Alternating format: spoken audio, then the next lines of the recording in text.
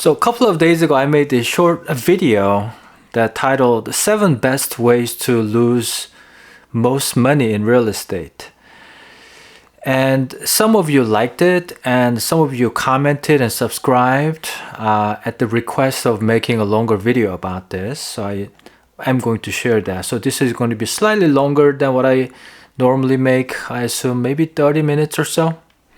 It may go to 40 minutes or it may end at 15 minutes. Before I get into the list, by the way, welcome back to Shawn Realty podcast. My name is Shawn Yu from Portland, Oregon. Shawn the Realtor guy. So I have a passion about real estate and possibly bigger passion in music and guitars. I was thinking about making a video about on my other channel how to avoid the bad guitars. Because what bad guitars do is that they're so bad, even the experienced players cannot really play. And as a complete beginner, as long as you avoid buying the worst guitars that you should avoid, the rest is like playable. And rest of the guitars are playable. They may not have the tones that you may really like or professionals will really prefer to have, but it's playable guitar.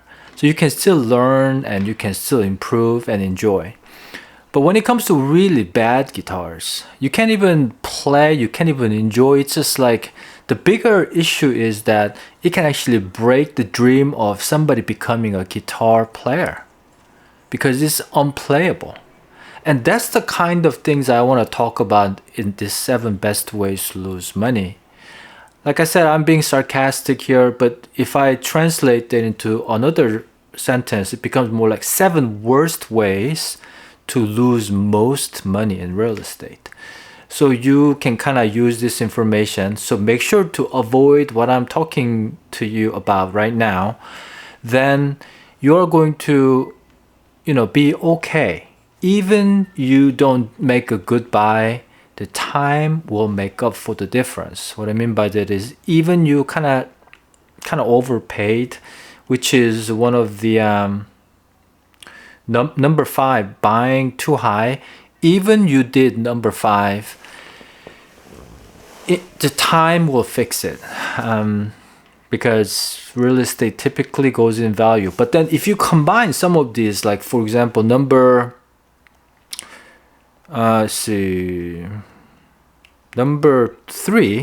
holding like real estate in an area that's declining with buying too high, with selling to cash investors or selling off market. So if you combine this list, more than one, you're going to get damaged. You're going to get hit such a big loss that you're not going to recover from this kind of damages.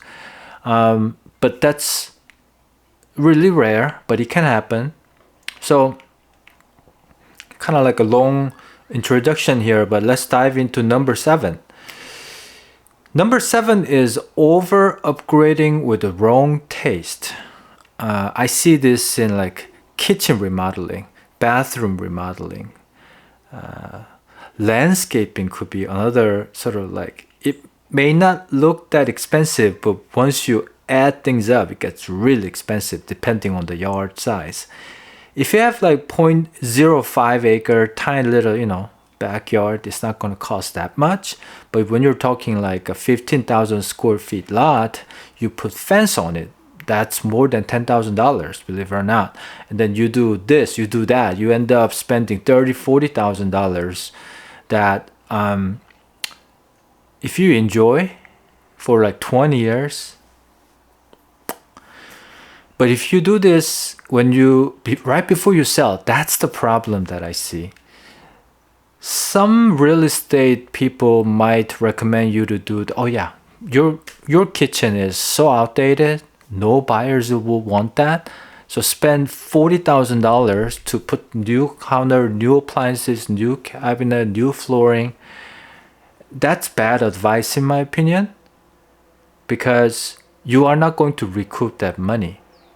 You can Google how much can I make when I spend X. So, what's the ROI on these upgrades?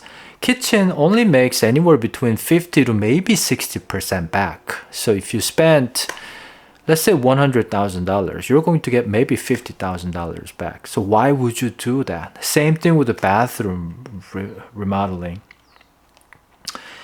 Bathroom too. There's a plenty of data out there that's only probably like 70% back.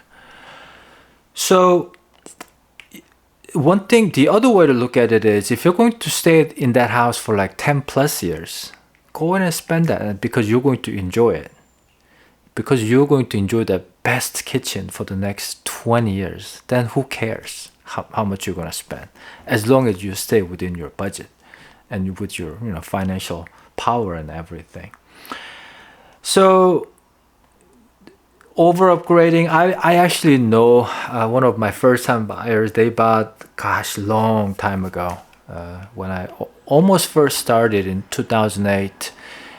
Their house was under $300,000 at the time, but they spent like $100,000 on the upgrades.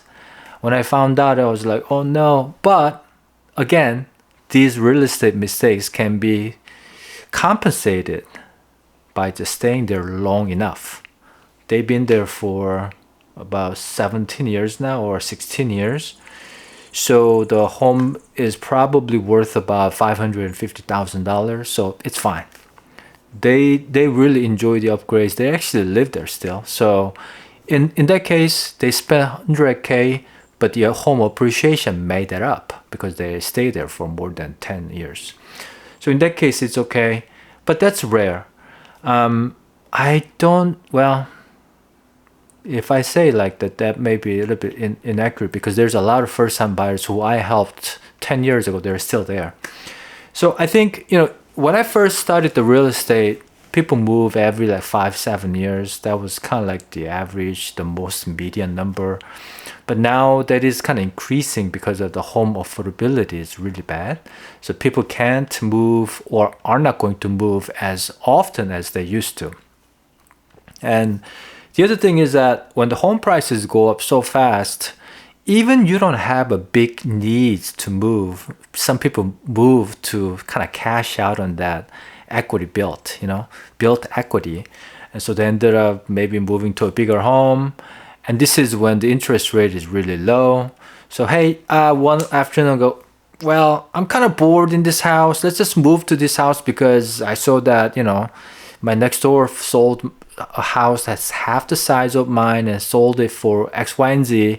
If we sell our house right now, we're going to make like $400,000. Let's just go ahead and buy that one because the interest rate is 3%, blah, blah, blah. So you can kind of make those moves like one weekend shopping move. But that's long gone. That's like history. That doesn't happen now. You have to really plan out what you're going to do, how you're going to budget it, how you're going to afford it, because home price is almost at the peak, and the interest rate isn't really helping the home buyers / home sellers. So there's no like lateral moves. There aren't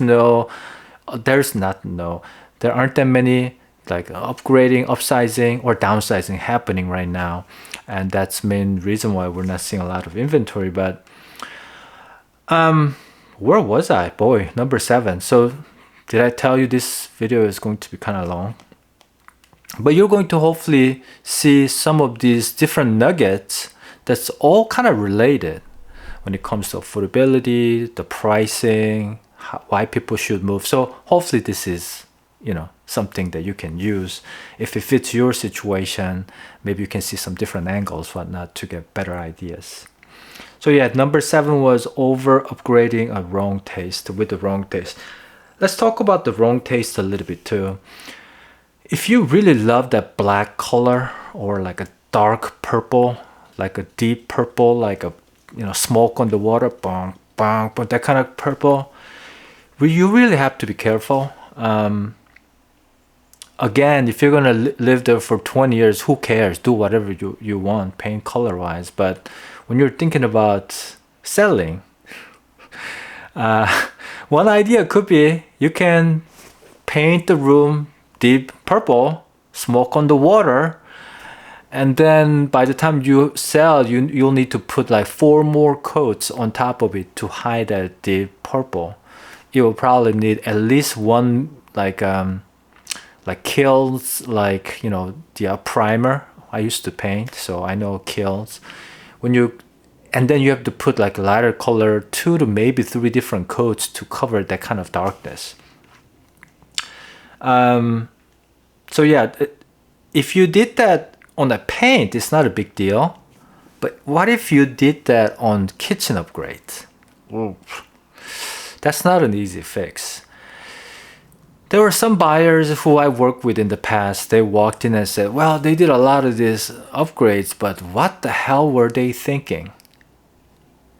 Meaning they put wrong style of cabinet, wrong style of like island, unfitting countertop, mix match this and that, and uneven floor. And you know, when amateurs do these home upgrades, things can go really south really fast. And I've seen that enough time, and I know buyers can see that right away. Buyers are really tuned into the HGTV. When they see like weird stuff, they go, what? You know. So when the kitchen upgrades or bathroom upgrades or layout upgrades, all these things are done with a wrong taste. What I mean by wrong taste is, if one person out of 100 people like that, only one person like, so 1% like that, that's like wrong taste in my opinion, because I'm thinking about the resale. But again, if you're gonna live there forever, you're gonna give your house to your kids, who cares? Do whatever you want. You can be 0.001% wrong taste and you can just still enjoy it. That's fine. But again, I'm a realtor. I have to think about the resale value for my future clients, right? So let's move on. So that was the number 7. So over upgrade, don't over upgrade. If you're going to over upgrade, just do like front garage door, because they return like 170%. They return really well. Maybe interior paint. In my opinion, it will return more than twice. The exterior paint, yeah, those are good. But other than that, don't even try it. Number 6. Selling off market. Boy, I need a break. Even after number 7. I'm like running out of breath, guys. Number 6. Selling off market. So this is different than selling to like cash investors, which I'm going to talk about at number 4. But number 6, selling off market, is more geared toward selling it to your neighbor who's been kind of eyeing on your house. Say, my mom wanted to live right next to me. It would be great to have my mom buy your house. We can give you the best offer. Those can work, but I've seen that being kind of abused. One really bad example that I can remember right now is, this is about 10 years ago here in Portland Metro. This couple who were the real estate professionals, loan officer and a realtor couple. They bought a property. It could have been their neighbors or it may be someone that they met, but to this older couple who were 70 some years old. They made an offer with the 10 less. I forget what it was. I want to say it would have been like $2 million house. They offered like $200,000. Or it could have been like a 1.5 million, but they only offered like $150,000. So they took out 10. These old couple, they probably, they didn't have any loan, if I remember. Obviously they lived there for a long time, and in their mind, I guess it was a good deal, or maybe they saw the number wrong. They signed it, they closed it. Later on, the kids of this older couple saw what happened and then looked it up, and these real estate professionals, they basically almost like bought that property at 10% of its value. To me, that's like, wow.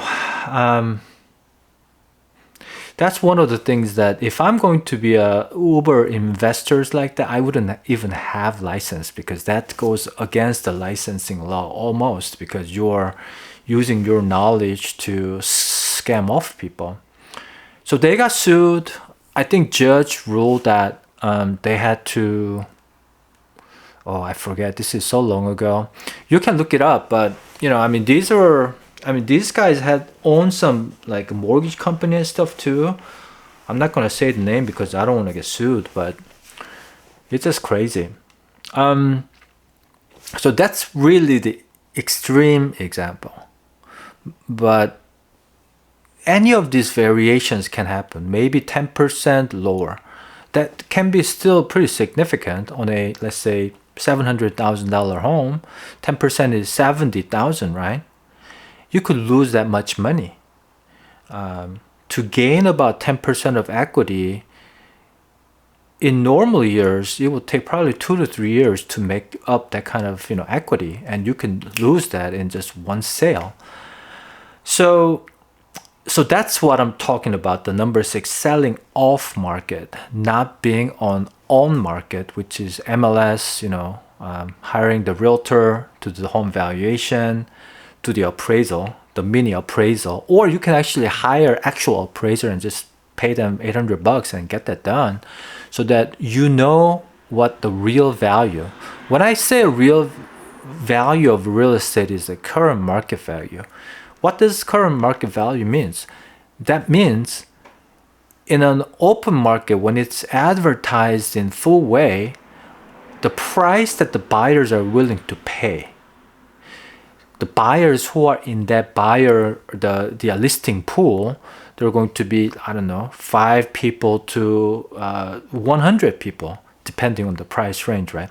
So that available buyers who are looking to buy, know about your property and like your property and willing to make an offer. When they made that offer, that's the fair market price, in my opinion. Not the Zillow estimate, not the realtor, not the Redfin estimate. No, that is a fair market value. It's not defined. The only way to find that out is actually put it on market, and let the market tell you what that fair market value is. But getting the realtor's valuation or the formal appraisal will get close to it. So my advice to folks who are thinking about selling to next door neighbor, or church friend, or realtor friend, or even those those people who try to scam by paying only 10%. If you were to do your own pricing by third party, or your friend or somebody who's not related in that transaction, the third party needs to do the fair market value analysis. So we call it the market analysis or home valuation. It's all the same thing. The appraisal is the same.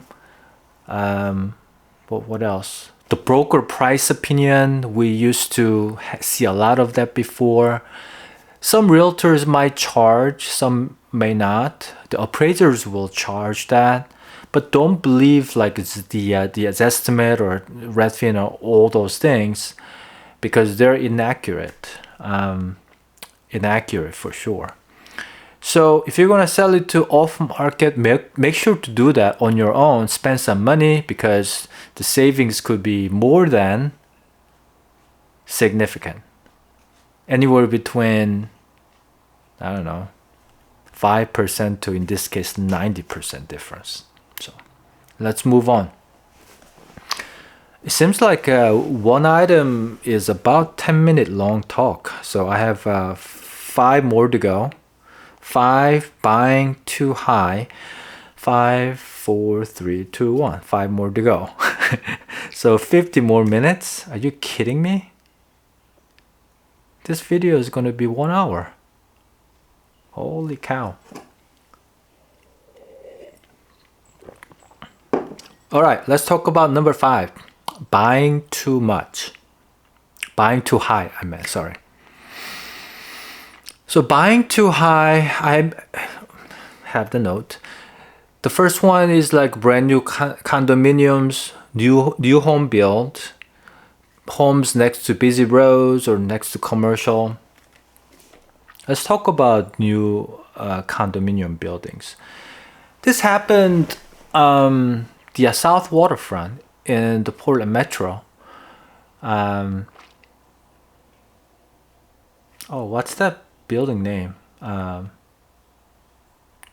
John Ross John. Sorry, I forget the name of the building. That building and some other buildings when it was first built, I want to say about 2004. John Ross is the building. Gosh, it was super expensive. What I mean by that is compared to even current price. When it first was built, it had a cool look. It had like a circular shape. I think it's like 25 story, maybe that tall, right next to the water. The Willamette water view was just fantastic. This is before I got into real estate in 2008. So I think I want to say about 2003 or 2004-ish, they built that building. It was amazing. And because there's no surrounding buildings, the views were just fantastic. And I think the lowest unit, the lowest price unit at that time, I want to say somewhere like $300,000. Back then, $300,000 could get you a nice, 1,700 square feet single family home in really nice neighborhood like, Bridal Mile or where else? Back then things were cheap. Even Beaverton, the single family homes were somewhere in like 250 range.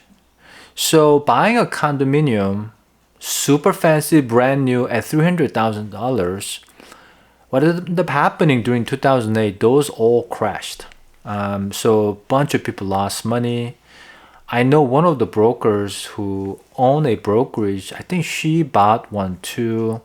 She probably lost about, I'm not sure what kind of pricing unit she bought, but she lost close to about 60 to 70% of the money that she spent because the value went down.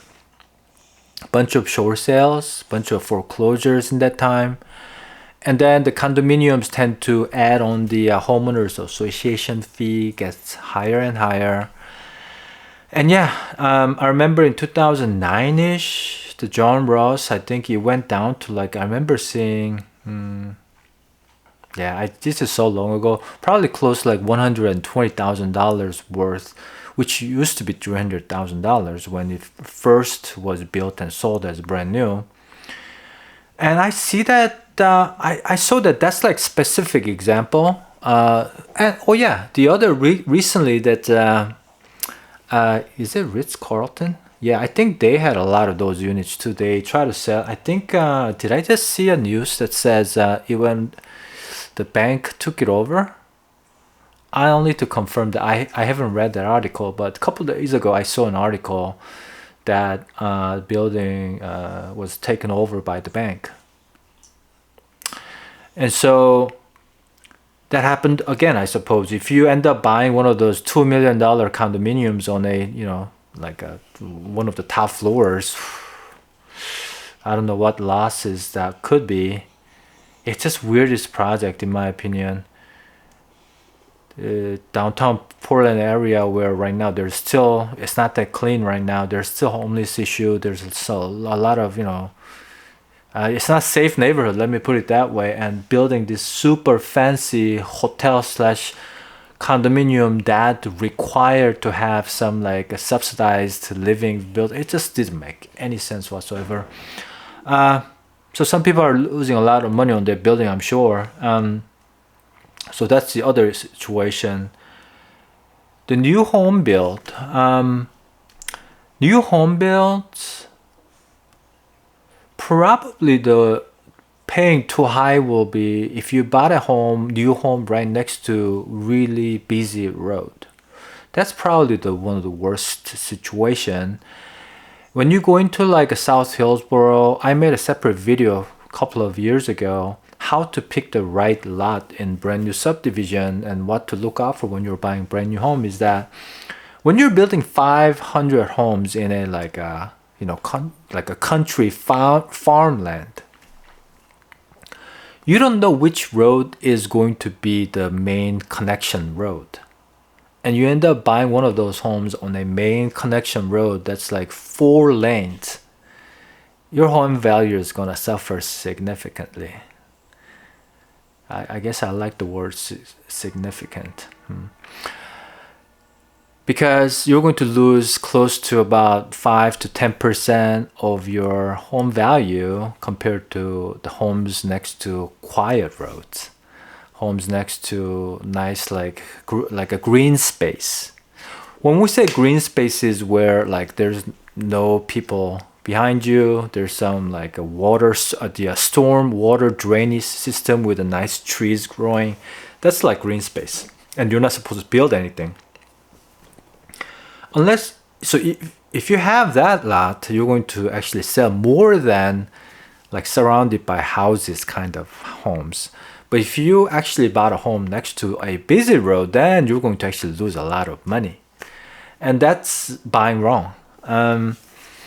And with the brand new homes, the problem is that in the first 2 to 3 years, right now, it may take like 4 to 5 years to recoup what you pay for. So for example, people who are right now, losing a lot of money are people who have to sell, but they bought not that long ago. They bought it in 2022. That's been 3 years. They paid more than, let's say, 6% because they bought it in like May of 2022. That's when the rate jumped, right? But their job changed and they had to move away from here. They're losing a lot of money because those homes are not going to sell at the price that they paid for. So if you pay for $500,000 at the time, in 2025, summer of 2025, that home is going at like 470, 460. So you have to pay money to sell your house. If you bought a small enough homes, you can rent it out and subsidize and maybe cut that loss to minimize that loss. But otherwise, you're going to lose a lot of money. I talked to someone who's losing about $1,500 every month because he tried to sell, he couldn't sell, he rented out, and the rent is only covering everything but negative $1,500. So he is losing $1,500 every month. Tough situation. So buying too high. The busy road is one thing, and then let's say if you didn't know anything about highways and you bought a house with a quiet neighborhood, the price per square foot right next to the highway, you're going to lose 10% or more, close to 15% in some cases. But you just love the house, you didn't care about the highway noise because you came from LA. You're just thinking, oh yeah, my apartment in LA was right next to like 6-lane busy road. That's very different in Portland.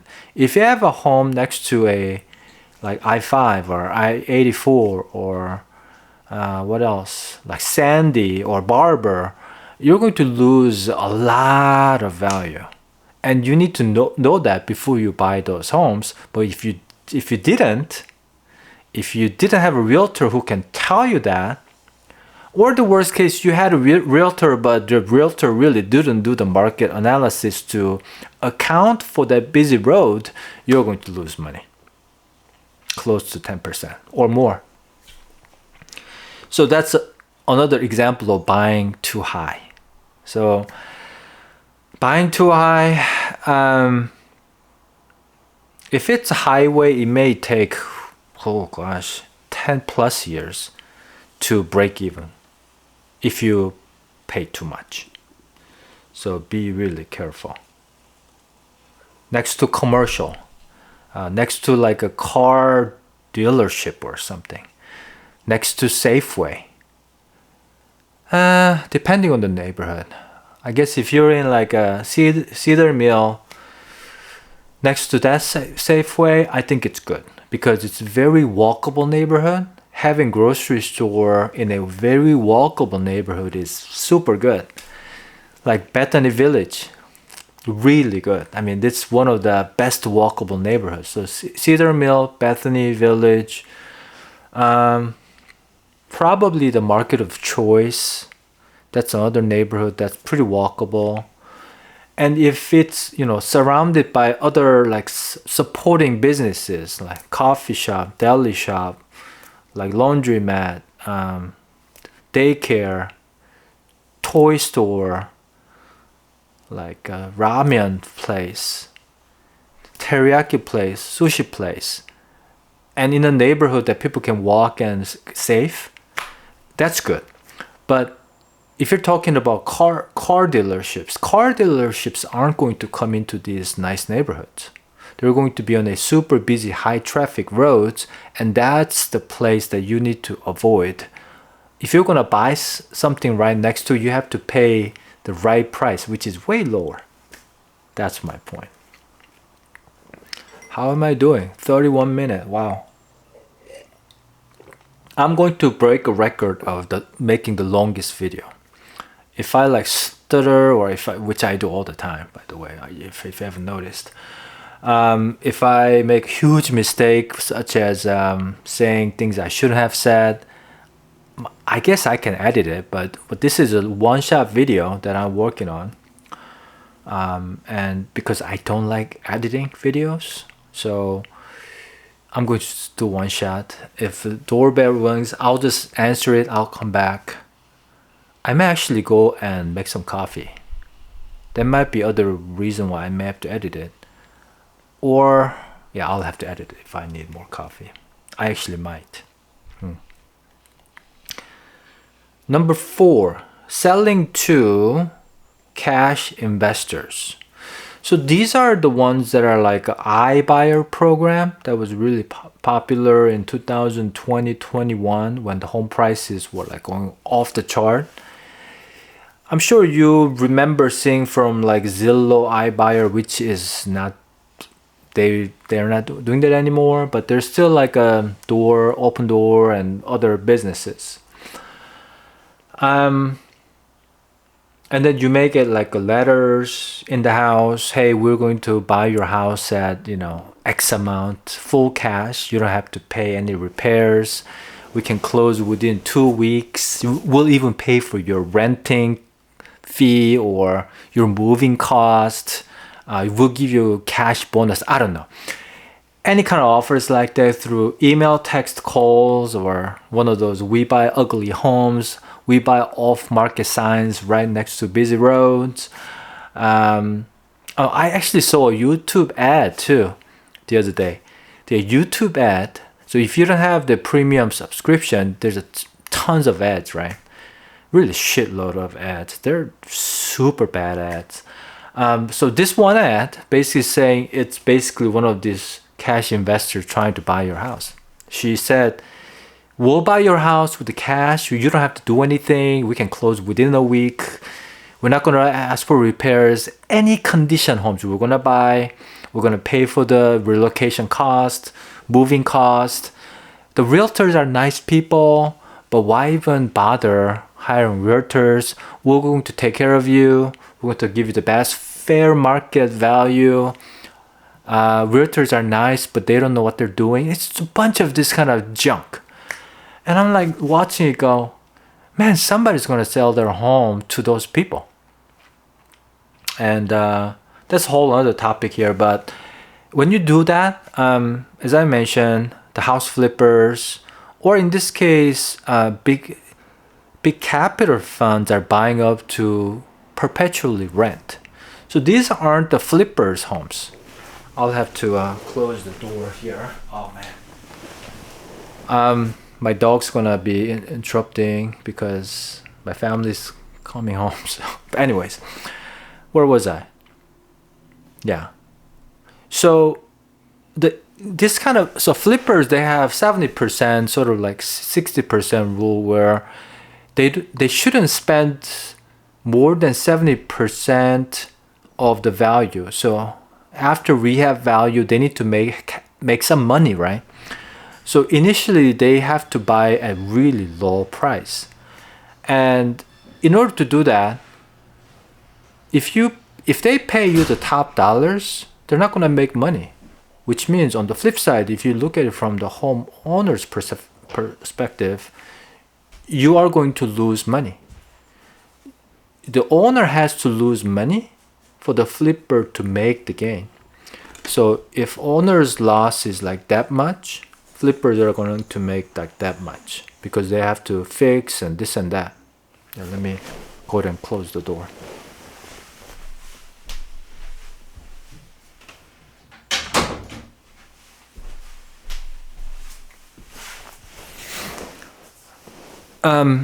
So let's say, was I focused, by the way? I don't even know.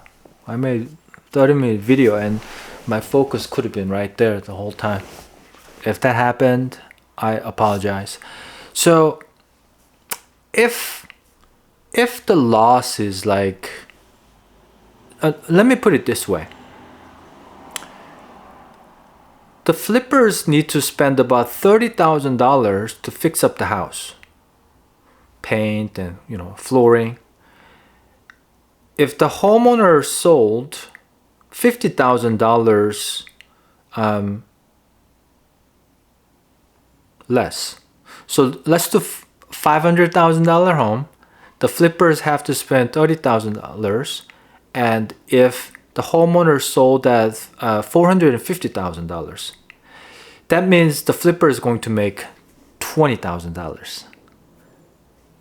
After everything's done, right? I don't think any flippers will do it because 20,000 is not a. What if the market gets softer like right now? That 20,000 becomes easily 10,000. Sometimes they may actually lose money or break even. So that's not enough margin for the flippers to make money. So in order to do that, flipper knows that they have to spend $30,000 to fix it up to get the most exposure, the best offer. That means flippers will have to buy that house at probably 70%. So my math here, boy, $500,000, 30% less. So it's 30% less of $500,000 is $150,000. So if the flippers bought the home at $350,000, then the margin, the cushion padding is that big. Then flippers could make about $100,000 because of that margin. So that's a $150,000 gap, right? That means the sellers got $350,000 from the flipper. So $150,000 is basically the gain that the flipper is going to make. So the question is, if the homeowner actually sold it in an open market, not off market, not to cash buyers. So I guess I'm combining number 6 and number 4 here. If the homeowner actually hired a local realtor and put it on market, meaning everywhere, so that everybody can see this listing, there's a really good chance the owner could have gotten $450,000 and made about $100,000 more.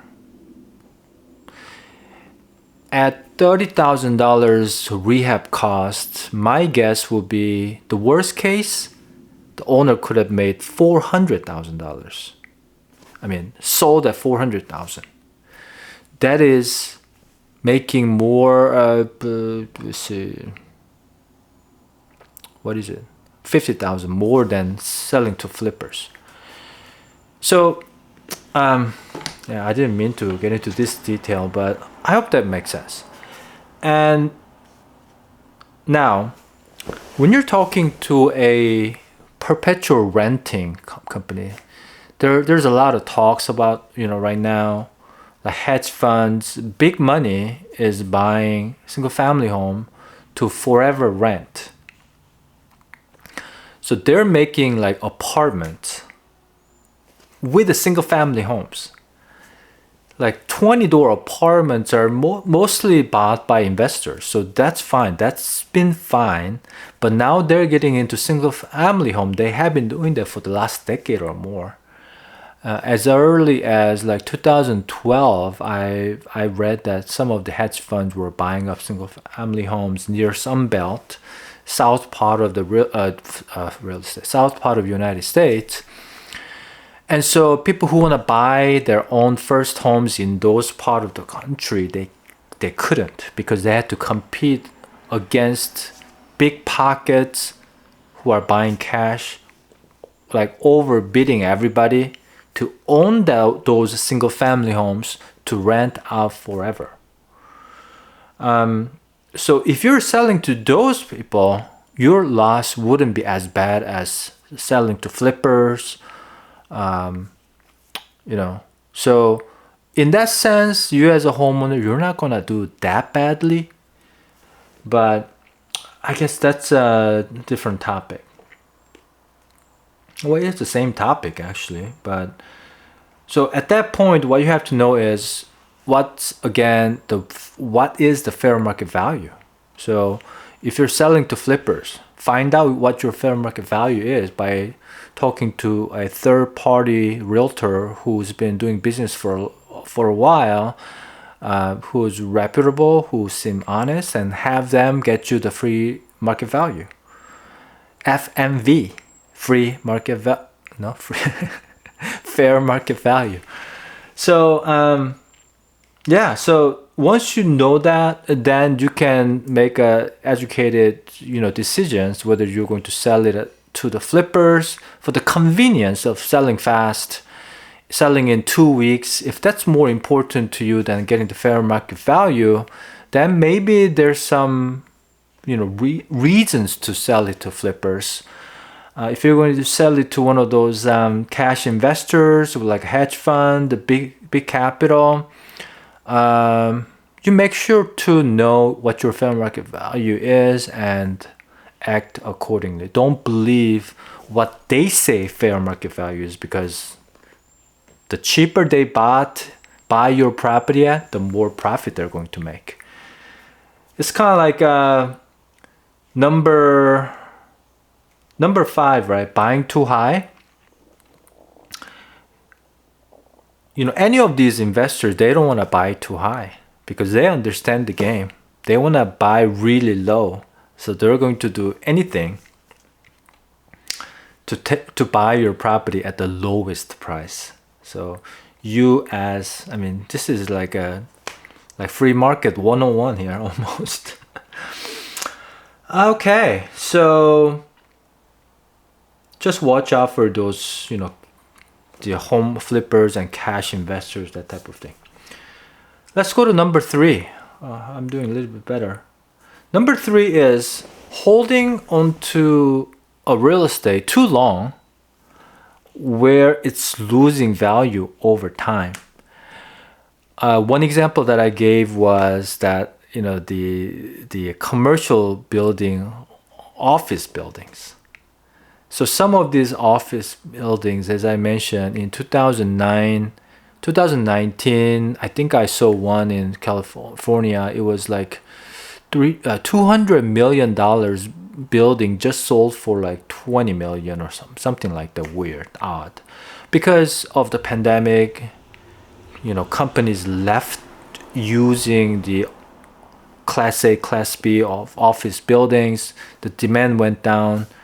The owners had to refinance it because the commercial loans are much shorter length, and they couldn't refinance. Then the bank, takes it over, put it in the auction, and then somebody make 5% of the previous value. So to me, whoever owned that building for the last 5-10 years who bought in 2010 not selling soon enough. They didn't know that pandemic's gonna happen, but that's one example. Can you prevent that? I don't think they could have prevented it.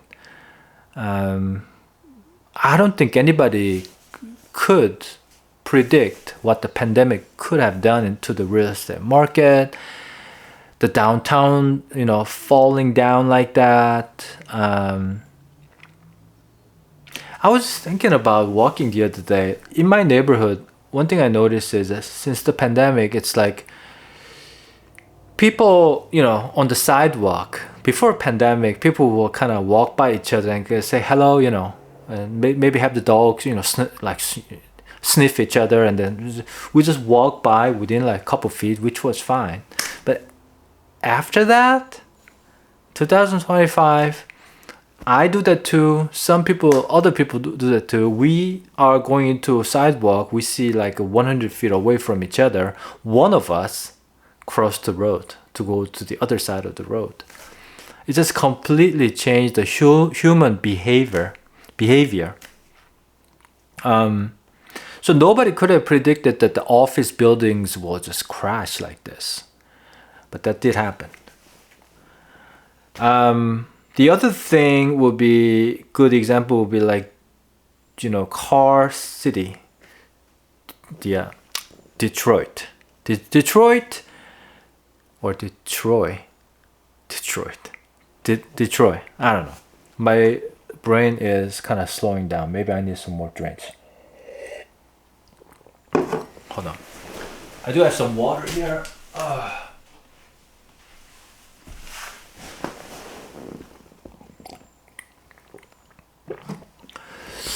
So the car industry was booming, as far as I know, until like 1960s. But then the manufacturers left in the late 70s and 80s to other countries. The city went down. And in that time, if very smart homeowners could have done something here. Oh well, the car companies are leaving right now. The factories are not doing so well. People are laying off. The companies are laying off people. I guess in a sense that's what's happening to Intel right now. Intel is laying off about 12% of the Oregon employees right now. So that's kind of what's happening. Maybe I need to follow my own advice here.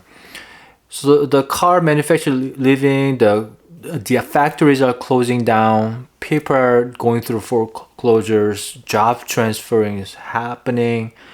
And if the big industry like that determines and drives the whole city is going down like that, that might be the time that you may consider like selling your real estate and get out of there.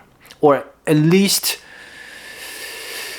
go to a smaller place. If you have like a multi-million-dollar home, this might be the time you may have to get out. Even you make a little bit less money. But if you think that the car manufacturing is coming back in Detroit, Michigan, you are now probably lost all that real estate value.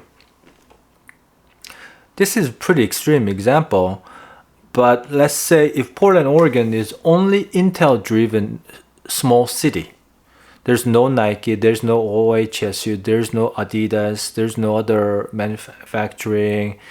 All these companies are not here, then I will get really nervous about Intel's laying off, Intel losing the chip making market dominance. Maybe I need to get out of here. But because Portland, Oregon, I think is more diversified industry, there's a lot more industry, so I think it should be okay, but something to watch out for. Let's look at other example, like small town. For example, I think like cities like Corvallis could be one of them. Eugene could be one of them. It's very college-driven towns. The other thing would be like McMinnville. They have some manufacturing. There's a school. What if the school closes down, and what if the manufacturer closes down, like paper industry? They have some farm industry too, but they don't have the health industry. They don't have the other manufacturing. They don't have tech. They don't have other kind of industry. Those small towns, if the school, what school is that? Maybe it is something field, Linfield. I was thinking Sinfield, sorry. Linfield, I just heard. So if the Linfield closes down and then some of those factories closes down, it is gonna go. So I would be more careful if you're in one of those cities. Let's move on to number 2. So those are pretty extreme, but number 2 is getting scammed on real estate investment. Yeah, so when you're buying a home in Oregon, you're supposed to bring in the earnest money, which is like 1% of the purchase price, and then anywhere between 3 to about 50% of the down payment goes into the escrow. So the escrow holds on to that, and so in that process, some people wire funds to the escrow through your bank, between the bank and bank. So let's say the First Tech Credit Union to Wells Fargo. It seems like the escrow companies are still using the big banks, so they send the money. Now, what happened in the past, and right now it's happening too, is hackers, very sophisticated hackers, will get into the home buyers, the real estate agents, or escrow officer, loan officers' email account, and at the crucial time that when they share the bank routing information, they swap that out. One email, just one email. Put their own bank account routing number, and when that gets sent, when the buyer sends the money to the wrong account, that money is gone pretty much instantaneously. And that's how the hackers are stealing money. They're mostly in different countries. Once it leaves the United States, there's no way to recover that money. And the last time I checked, there were, I want to say, $500 billion of cybersecurity breach wiring scamming happened. That's a lot of money. 500 billion? Am I right? I could be wrong. But anyways, it's a big number. And that's happening still here in Oregon too. I was in big office, one of the big office in here. We had about 200 agents, and it was happening when I was there. And I talked to escrow officers, and they say, well, we had to actually deal with that a couple times. So it is still happening. Now with the voice recognition and be able to imitate somebody's voice is so easy. Now they have like a video, fake avatar making videos too. There was a tech company in Hong Kong, and I think it was England.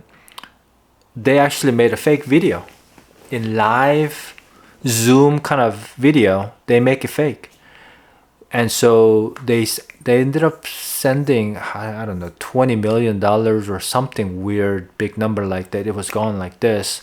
So that's kind of scam. That's one kind of scam. The other one is, as I mentioned, was that somebody pretending to be the homeowner or the landowner of a real estate. They basically contact the real estate agent and they say, hey, I want to sell my 50 acres in southern part of Oregon. And the realtor goes, oh, great, but they never meet. This fake scammer send their fake the driver's license with the fake name, fake this and that.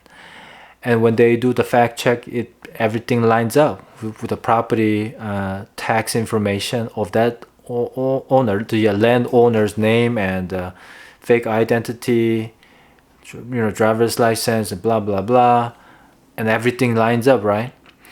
And once they pass the realtor, and once they pass the escrow office, there's a high chance that that could go south. What I mean by that is they can actually sell it to someone without the real owner not knowing anything about it. And so I know there's some other counties offer this scamming, so like a prevention alert system. But last time I checked, which was about 2-3 months ago, in the Tri-County, in the Portland Metro, the counties don't offer that kind of alert system yet, which I think needs to happen. For example, if somebody try to sell my house, when the county is about to record, they need to notify the real owner, hey, are you selling your house? But then the counties need to have the real owner's information, and that can be hacked or faked or whatever. So yeah, I don't know what the real solution is, but if you own like a vacant land, you might want to check on your county record that is still under your name. It hasn't been sold last year. You might want to do that check, kind of, and yeah, the things that you have to deal with nowadays. Boy, I don't have the stamina to make 1 hour video, boy, but I do. So yeah, number 2 is getting scammed on real estate. So I basically made this chart based on the size of the damages that you can get. The higher you go, the bigger the damage is. And the number 2, getting scammed on real estate investment sold by scammers, wiring frauds. I mean, I can't imagine bigger losses than this, because on a $500,000 home, 10% down payment is $50K, but if it's 20%, that's a $100,000 of wiring just going away. And the 50-acre lot land is probably worth like $1.5 million. Or depending on the location, if it's here, it'll be close to 2 million, maybe 3 million. So that can be gone. That's pretty big, isn't it? But the number 1 is like the selling gold mine, a land with gold. I don't know if it ever happened in Oregon. If I Google, it will probably show up. But if you have a 10-acre lot and you have a gold mine underneath your land and you didn't know about it, and you sold that land for like $500,000 when it could have been worth, who knows, $500 million with all the golds that you're going to. The other thing is like the oil, right? You hear these stories. There's some movies about it too in like Texas. They have this land, father passes, and the kids try to sell, and they sold at the price that without including the oil. That could be huge damage. That's something that I don't know if you can predict, but it might be good to do some, geological like research and things like that. If you have a big enough land before you sell, if you have 1-acre lot and your next door neighbor just sold their land for way more because they have gold or they have oil, you might want to check that, right? But if you don't know that, how would you know? So even the realtors may not help you with this, because I mean, if you talk to me, I might be able to, because I just made this video. It's going to remind me. If you have 5-acre land right next to, I don't know, I guess I'll try to check at least. But yeah, so pretty rare cases.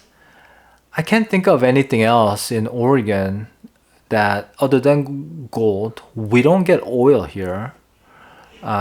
Maybe diamond, maybe portobello mushrooms, truffles.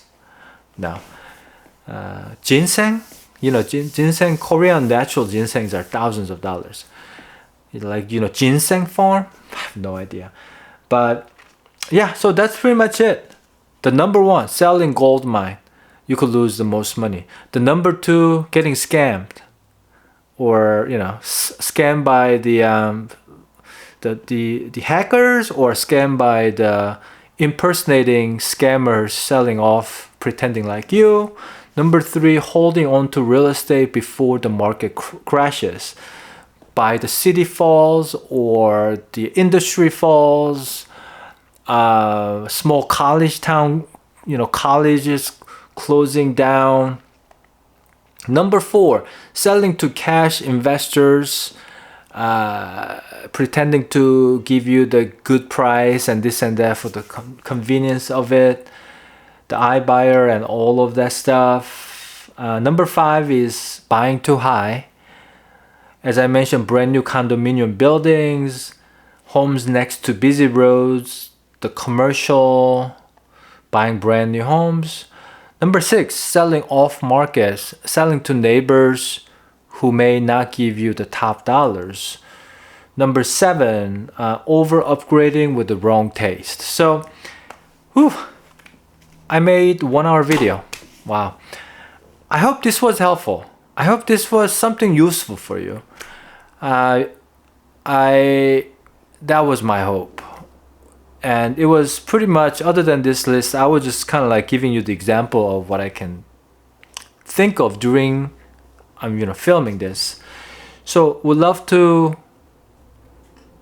see you saving some money, making better purchases, maybe telling your friends and family or your parents not to sell it to their neighbors, saving their financial well-being. Hope that you can save some people getting scammed on by these bad people out there. But yeah, I mean, again, realtors aren't going to protect you in like every possible way. Sometimes the wire fraud scammings are because of the realtor's email was hacked. But in, I want to say, more than 80%, 90% of the cases, like reputable, experienced, honest realtors might be able to save you 90% of the times of these issues. Let me actually look.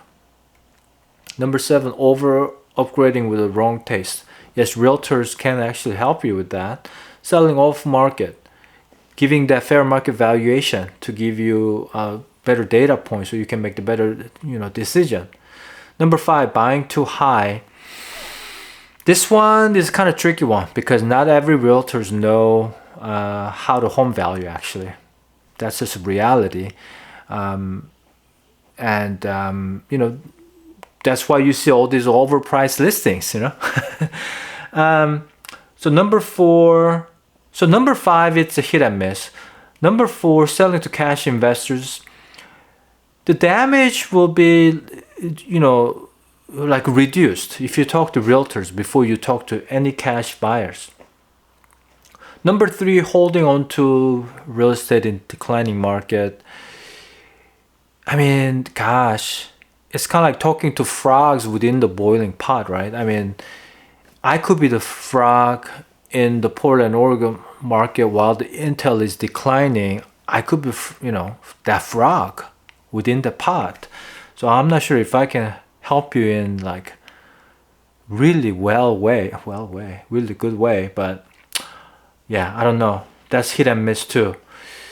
Getting scammed on real estate investment or scammers, yeah, this is another tricky one. But at least if you have a realtor, you should be able to be safer.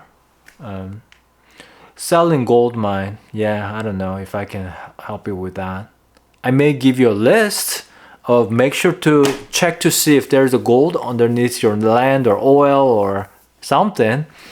But yeah, I hope that makes sense. If you watch this far, my camera is about to die too. Thanks so much, and hit the like button and subscribe, and let me know if you have any questions. I'd love to hear some success stories too, like 10 years from now, if you saved a bunch of money because you watched this video. Thanks. Have a great day.